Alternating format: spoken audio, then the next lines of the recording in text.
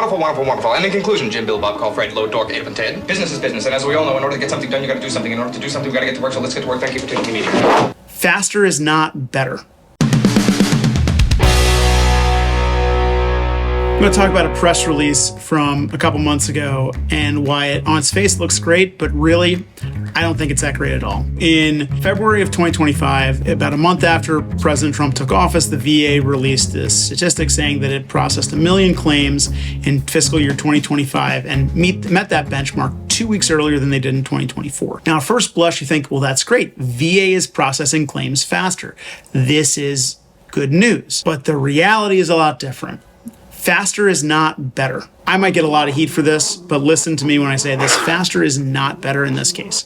Because what's happening is that they're reaching the wrong conclusion faster, forcing another appeal and another appeal on top of that. Now, if you can do everything right faster, great.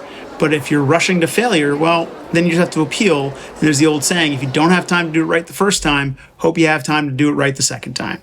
Here's what I mean by this. I'm coming across more and more files where the VA just straight up did not read the evidence in the file. They're saying that conditions didn't exist for which there are definitely diagnoses in the file. They're saying there's no in-service event when it's definitely in the service treatment records. They're saying there's no current condition. They're saying that, not looking at lay evidence. Most troubling, though, I've recently requested hearings on things for reductions or severances, which I don't usually handle. Sometimes I'll do in conjunction with other claims. But we request hearings on the form they asked us, and the VA just ignores it. So again, faster is not better.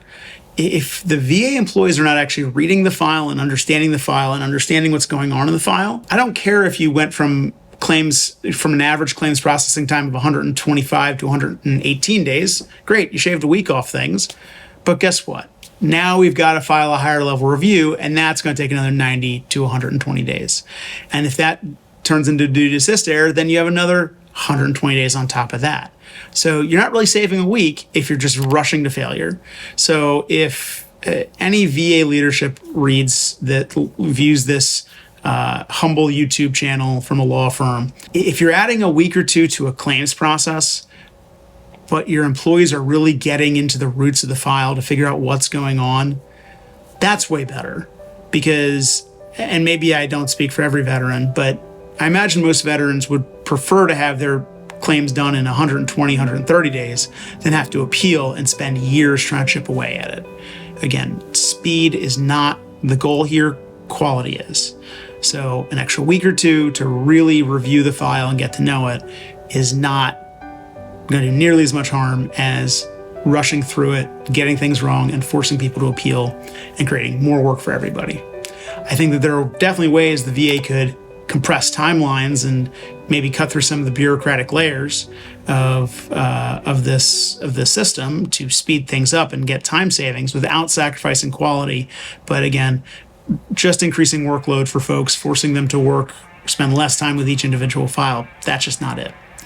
I hope that's helpful. I hope kind of that gives you some insight into what we see as VA disability attorneys on a day-to-day basis. But until next time, take care.